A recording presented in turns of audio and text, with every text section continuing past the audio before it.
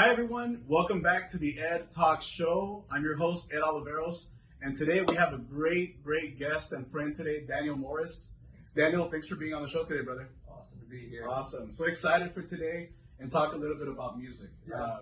And I'll tell you a little bit more, not too much detail, but obviously I have a little bit of music background. Yeah. And I think that music is one of those tools that God has provided that's just, it brings a lot of joy. And it can bring a lot of peace, right? So we'll talk more about that. One thing I want to mention about Daniel, and just a little background for those of you who may not know about Daniel. Daniel is, he's been playing the viola for over 21 years. So in my opinion, man, he's a stud. He's been playing that instrument for a long time. He's also, he serenades, he plays at weddings, and a bunch of different venues. One of the things I want to encourage my followers is, and the viewers today, is follow him on Instagram.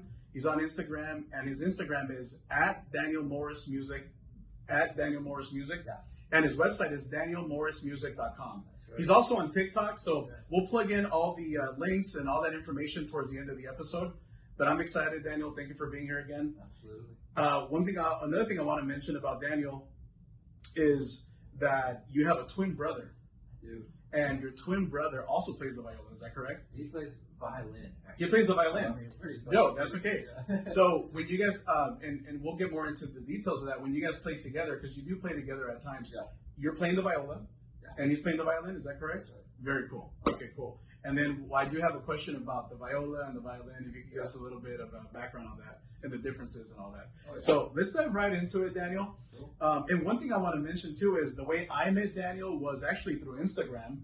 I was on Instagram and I saw this, tall, skinny white guy playing this instrument. And I'm like, oh my gosh, that is amazing. The sound was just great. And I said, you know what? COVID just hit. And I thought this would be an opportunity for me to reach out to this guy and maybe see if he's willing to play for my wife. Yeah. And you came out, man, and I appreciate you. My wife loved it. We all loved it. And she was so emotional, and she was crying, and it was just a great thing. And the occasion was, I just wanted to bring a little bit of joy, and I know music does that. So I appreciate you coming out and doing that for us. And we were like, oh my gosh, Daniel's the greatest at that point, right? So thank you, brother. But yeah, kind of diving into the questions. First question is, how old were you when you began to play the viola? So I was 13 when I started on viola. I started piano first, actually, when I was 6 years old. Yeah. So I kind of taught myself piano. Wow. And but viola was when I was 13. So from 6 to 13, you played piano. Yeah. Self-taught, you say. Yeah. That's amazing. Yeah. And wow, I didn't know that. And then at 13, how did that come about with the viola? Was it an inspiration? Was it you were looking to do something else outside of piano? I just loved music so much. Yeah. I wanted to play another instrument, besides piano. Yeah. And I saw I think it was a string quartet play at church, and it really caught my attention. I was like, man, I'm really interested in strings. Yeah. And so I originally wanted to play cello, actually, when I was first starting, and we didn't have a lot of money at the time. Cellos are expensive. Cellos are a little more expensive to rent. We started out renting instruments. So parents were like, it's too expensive. Now, I'm curious if your brother at the time, did he play the piano, or did he? Yeah, we both started at the same time. Wow, so you guys kind of both did it really self-taught, I would say, right? Yeah, we just. And then from there, was he interested in learning a string instrument right around the same time, you think? Same time. It's a twin thing then. Yeah, we were both inspired, I think, at the same time. That's awesome. We both done music simultaneously our whole lives. That's had cool. the same teacher. Yeah, that makes sense. And then did he pick the viola at the time, or did he decide to go with violin? He really wanted violin. Okay, so he was set on that. That was his choice. And then, when I was, cello wasn't an option. I was viola is so similar to cello because it's just tuned an octave higher. Oh, I didn't know that. Similarities to cello. Okay. And, so I was like, man, it's kind of similar, so I'll just do that. And I'm really happy I did because I do so much traveling and stuff. And yes. Cello to take around is way harder. I was just going to say, I know what a cello looks like, and that just would be harder to carry around. Right? You need a band or something for that point. Although a cool instrument. My brother actually self-taught the cello. Oh, nice. Yeah, it's kind of interesting. Yeah. It's a cool instrument. I love it. Okay, cool. So my next question to you is, and this is probably a question you get a lot, I would think. What's the difference between and it's viola, not viola, right? Yes. What's the difference between the viola and the violin? So the violin is like the soprano of the string family. The viola is the alto, so it's tuned perfectly makes sense. Yeah, tuned a fifth lower. Yeah, and it's a little bigger body, so it does have a little like deeper, richer tone than violin. Yes. Violin's kind of more sweeter, higher pitched. Yes. Viola is like more mellow, kind of alto range.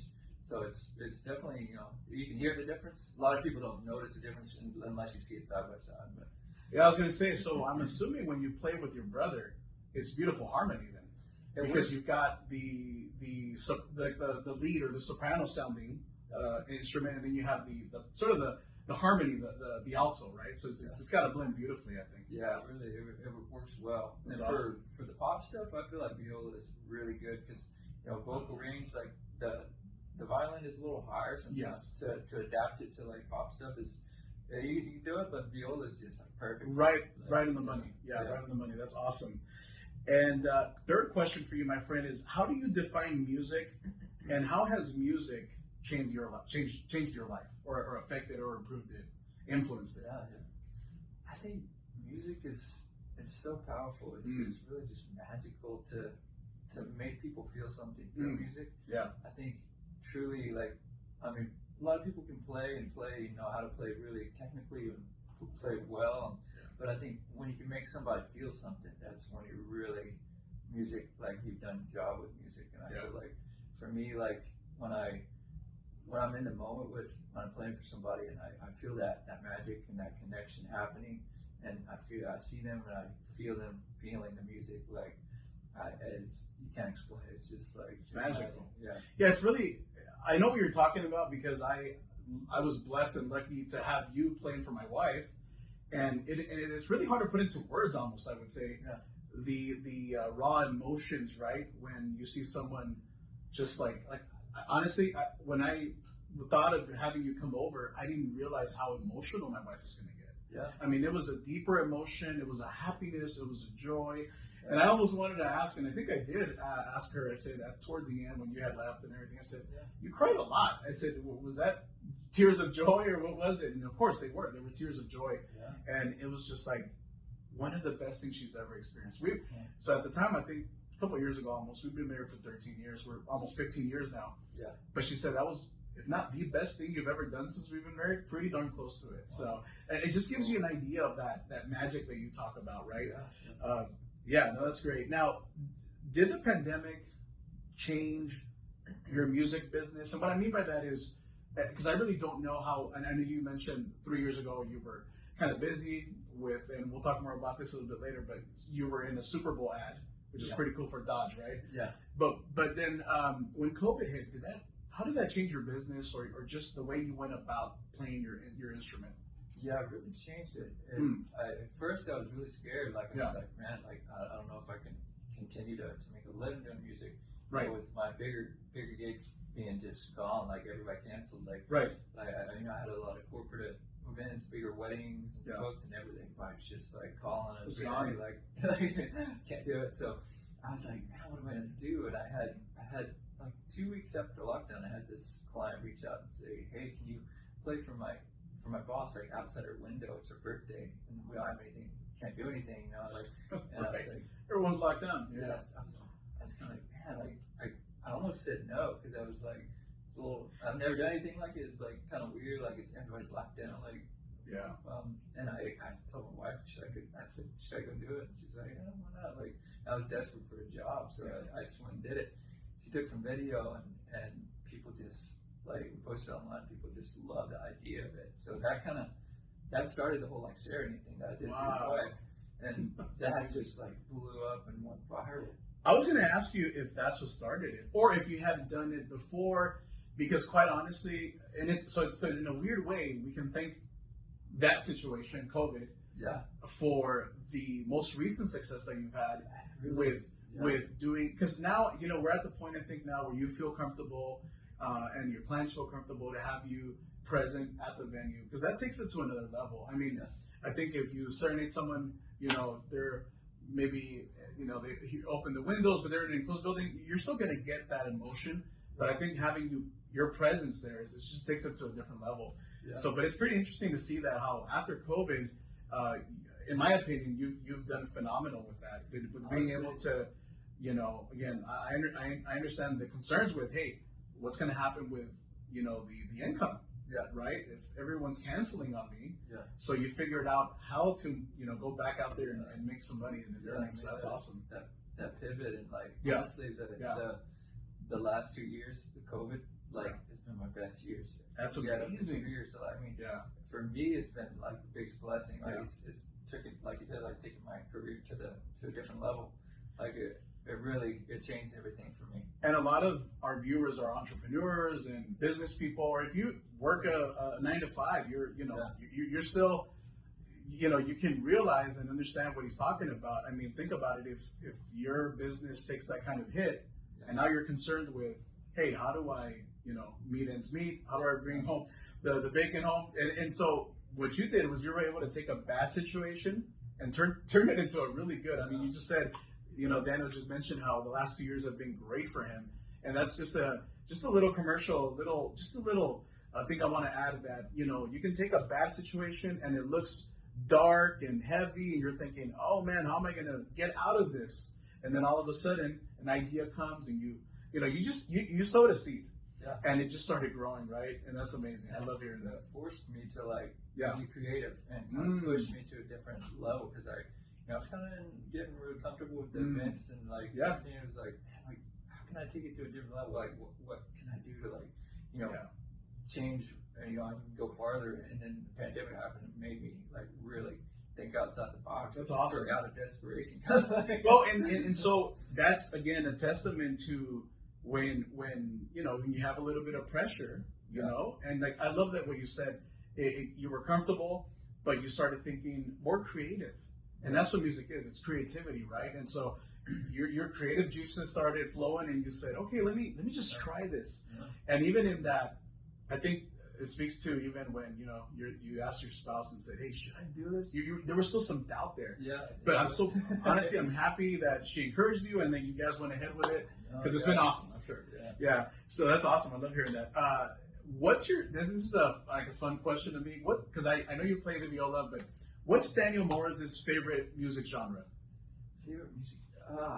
Man, I feel like I really like the pop stuff on viola. Yeah. Because I mean it's pretty simple, and you know it's everybody knows it. It's really, you know, something people can relate to. Right. And like for me, I play that the most, so I feel like I listen to that the most to try to make my own versions of stuff like that. So I love seeing people connect to something that they really are familiar with. Yeah, that makes sense. I don't know. It adds a different element to the music. If I was playing classic or something, like, I mean, people probably think it's pretty good, but when it's something they know and they recognize, it makes them feel something even more. And I'm sure there's a place for the classical or different genres, right? But I love that fact that you sort of cater to your clients. That's a very smart move, right? Because you don't want to play something, like you said, that's not going to connect all the way. And quite honestly, I mean, I remember the songs, the list of choices, or even, if I'm not mistaken, I think you even asked me, which songs do you want me to play? And I mean, I threw some, you know, kind of variety of stuff, and I think you played it all, which is pretty impressive, man. So I appreciate that. That's cool. I learned the catering, like, and paying attention to like what the clients want at the pier, Santa Monica Pier, when I was street performing. Oh, wow. When I first started out about 7 years ago when I came to LA. Wow. Like, you know, I had to like figure out quickly like what made money. And, you know, I was playing stuff, and I noticed really quickly that people connected to the pop, and that's what they made. That's what they tipped for. Yeah. So I like really kind of like write that down. Yeah. Made a CD like really quickly. A cover album, you know, of stuff like that, and that went really well. Wow. So I learned a lot out there on the street performing, like about business and like and how to make it properly. Boots on the ground. You came here from a different state, and you said, I'm just going to go out and play. Yeah. That's awesome. And then you figured out your clientele. You were like, okay, this is working, this isn't working. That's a great story. I didn't even know that that's kind of how you started here. Yeah, that's how it started. Oh, wow. Came with a dream and made it. So far, it's working. That's awesome. Now, do you play any other instruments? And what instruments would you like to learn to play if you don't play any other instruments currently? I know you play the piano. Is that something you still You're still playing every now and then, or? Yeah, I play quite a bit. Oh, you but do? I don't play. I don't play for gigs, honestly, because it just hooking all around and playing piano. That's true. That's a good point. But I like when I'm recording my original stuff and writing original stuff. I really play a lot and use piano a lot and that type of stuff. I feel like, and I love piano. But that's awesome. I would like to play guitar. I feel like I've kind of dabbled in it a little bit, but it's quite a bit different than violin. Sure. The tuning and stuff, so it's not as easy as you would think to like switch over from violin to guitar. But I really like guitar. I wish I was better at it. But you can play it a little? I can play like some chords and kind of. Something tells me you're just being humble about it, and then you pull out a guitar and you're just gonna go rock out. I mean, not really. Just like the basics. That's awesome, brother. That's awesome. No, and I think I don't know if this translates. People have said that if you learn like 3 languages, it gets easier to learn the 4th and the 5th. Yeah. And I think that's true. And I don't know if that's true with music. If you learn, say, 2 to 3 instruments, if that 4th and 5th gets easier to learn. I would say, so like just like languages, right? If you pick up 3 or 4 languages, it's easier to learn the next one. Yeah. I wonder if it's the same with music. If you learn, say, 3 instruments, and if it gets easier to learn a 4th or a 5th. I don't know. What's your thoughts on that? I think it does a little bit. I mean, I noticed, even with starting on piano and then going to viola, like doing the piano first really helped me to be able to catch on quicker to viola. Nice. Knowing the basics of music and stuff. So I think it definitely true. And I'm not a musician, in my opinion. I mean, I could play a little piano. I picked up the trombone. I feel like it was, I don't know why. It was just there. It was available during band class, and the trombone was available. But here's what it did do. Because other than those 2 instruments, I don't play any other instruments. Yeah. And quite honestly, the trombone, I haven't played it since like 7th or 8th grade. So it's been a long time. But what it did was it started a music background in me. In other words, I do believe, and we'll talk more about this because I have a question about music and the creative side and the emotional side of music. And that's why I wanted to have you on this episode, because I think music is big in our family and it's big in my household. Yeah.